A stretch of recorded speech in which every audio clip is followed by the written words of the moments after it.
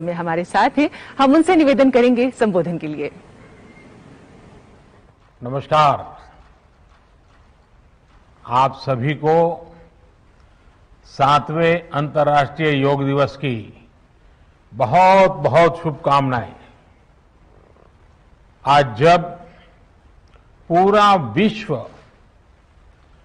Corona महामारी का मुकाबला कर रहा है तो योग उम्मीद की एक किरण भी बना हुआ है। 2 वर्ष से दुनिया भर के देशों में और भारत में भले ही बड़ा सार्वजनिक कार्यक्रम आयोजित नहीं हुआ हो, लेकिन योग दिवस के प्रति उत्साह जरा भी कम नहीं हुआ है।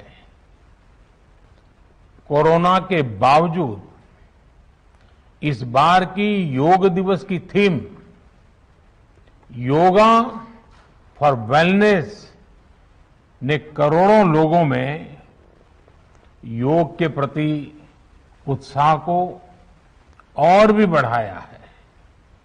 मैं आज योग दिवस पर ये कामना करता हूं कि हर देश, हर समाज और हर व्यक्ति स्वस्थ हो, सब एक साथ मिलकर एक दूसरे की ताकत बने। साथियों, हमारे ऋषियों मुनियों ने योग के लिए समत्वम योग उच्यते ये परिभाषा दी थी। उन्होंने सुख दुख में समान रहने, संयम को एक तरह से योग का पैरामीटर बनाया था। आज इस वैश्विक त्रासदी में योग ने इसे साबित करके दिखाया है। कोरोना के इन 1.5 वर्षों में भारत समेत कितने ही देशों ने बड़े संकट का सामना किया है। साथियों, दुनिया के अधिकांश देशों के लिए योग दिवस को उनका सदियों पुराना सांस्कृतिक पर्व नहीं है। इस मुश्किल समय में, इतनी परेशानी में लोग इसे आसानी से भूल सकते थे, इसकी उपेक्षा कर सकते थे, लेकिन इसके विपरीत लोगों में योग का उत्साह और बढ़ा है, योग से प्रेम बढ़ा है। पिछले 1.5 सालों में दुनिया के कोने कोने में लाखों नए योग साधक बने हैं। योग का जो पहला पर्याय संयम और अनुशासन को कहा गया है, सब उसे अपने जीवन में उतारने का प्रयास भी कर रहे हैं। साथियों, जब कोरोना के अदृश्य वायरस से और इस अदृश्य वायरस ने दुनिया में जब दस्तक दी थी, तब कोई भी देश साधनों से, सामर्थ्य से और मानसिक अवस्था से इसके लिए तैयार नहीं था।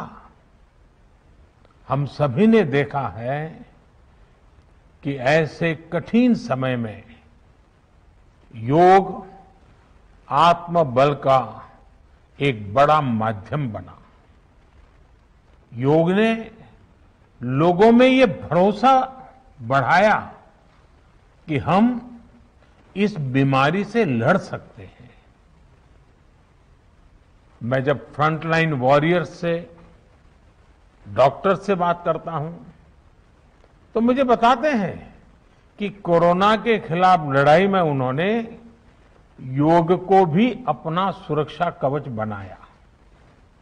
डॉक्टरों ने योग से खुद को भी मजबूत किया और अपने मरीजों को जल्दी स्वस्थ करने में इसका उपयोग भी किया।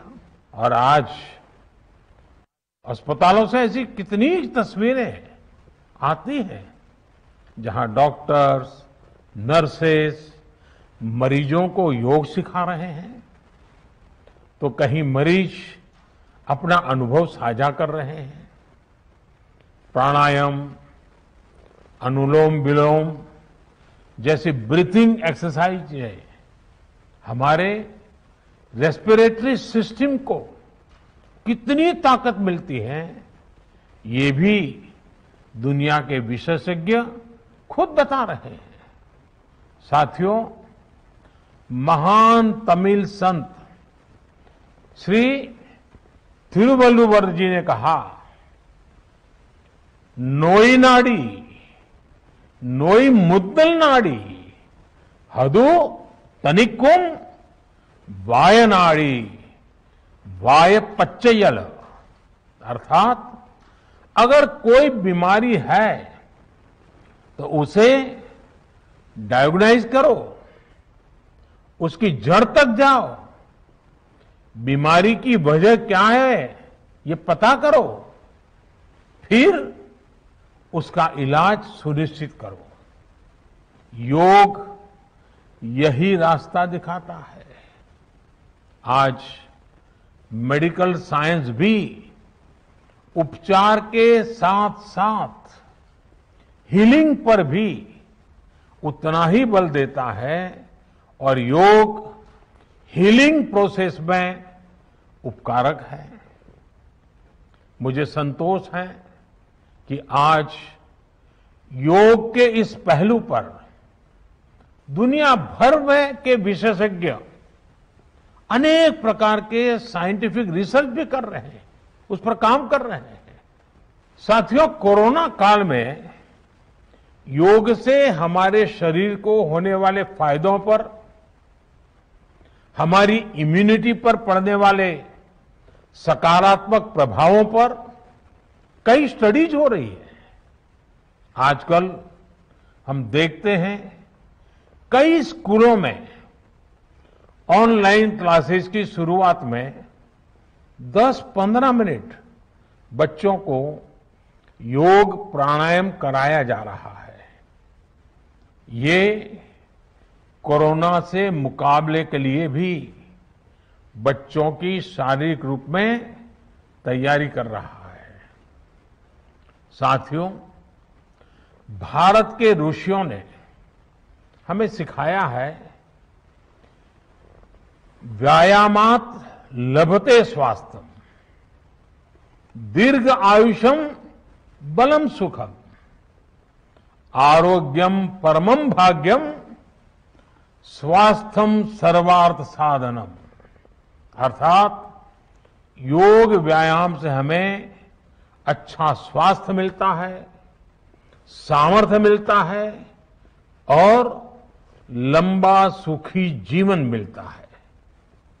हमारे लिए स्वास्थ्य ही सबसे बड़ा भाग्य है और अच्छा स्वास्थ्य ही सभी सफलताओं का माध्यम है। भारत के ऋषियों ने, भारत ने जब भी स्वास्थ्य की बात की है तो इसका मतलब केवल शारीरिक स्वास्थ्य नहीं रहा है।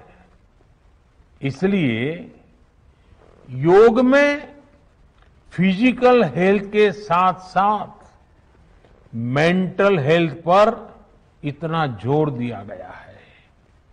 जब हम प्राणायाम करते हैं, ध्यान करते हैं, दूसरी यौगिक क्रियाएं करते हैं, तो हम अपनी अंतर चेतना को अनुभव करते हैं। योग से हमें ये अनुभव होता है कि हमारी विचार शक्ति, हमारा आंतरिक सामर्थ्य इतना ज्यादा है कि दुनिया की कोई परेशानी, कोई भी नेगेटिविटी हमें तोड़ नहीं सकती। योग हमें स्ट्रेस से स्ट्रेंथ की ओर और नेगेटिविटी से क्रिएटिविटी का रास्ता दिखाता है।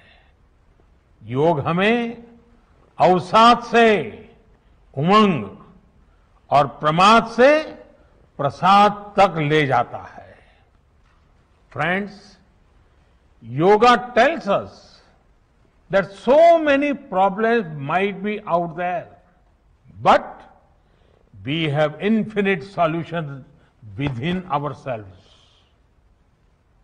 We are the biggest source of energy in our universe. We do not realize this energy because of the many divisions that exist. At times, the lives of people exist in silos. These divisions reflect in the overall personality as well. The shift from silos to union is yoga. A proven way to experience a realization of oneness is yoga.